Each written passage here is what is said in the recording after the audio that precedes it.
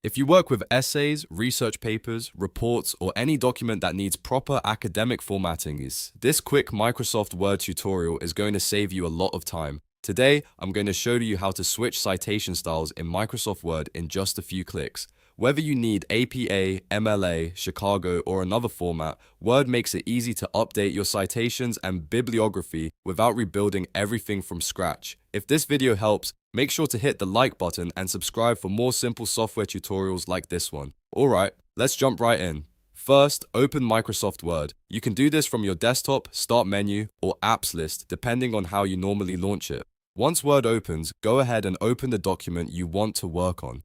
This can be a paper you're already writing, a draft with citations added, or even a finished document that just needs a different citation style. After your document is open, look at the ribbon at the top of the screen and click the References tab. This is where Word keeps all of its citation tools, bibliography options, and reference-related settings. If you've never used this tab before, don't worry. Everything you need is grouped in one place, so it's very easy to find once you know where to look. Now, inside the References tab, find the Citations and Bibliography section. This section controls how Word handles your sources, your in-text citations, and your bibliography or works cited page. In the middle of that section, you'll see a Style drop-down menu. That drop-down is the key setting that determines the citation format Word uses throughout the document. Click the Style drop-down and you'll see a list of available citation formats. Depending on your version of Word, you may see options like APA, MLA, Chicago, Turabian, IEEE, and others.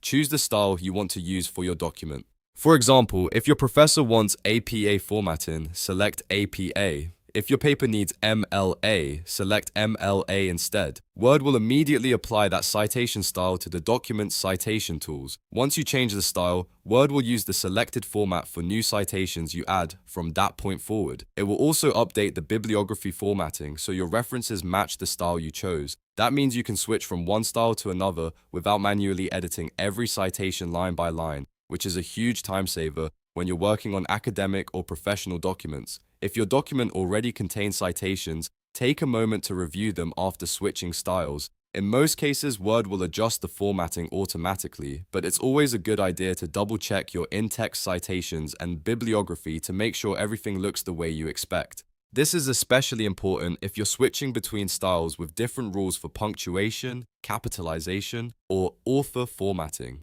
And that's it. You've successfully switched citation styles in Microsoft Word. It's a simple process, but it can make a big difference when you need your document to follow the correct formatting guidelines. If this tutorial was helpful, please give it a like, subscribe for more Microsoft Word tips, and leave a comment if you want to see more step-by-step software guides. Thanks for watching, and I'll see you in the next one.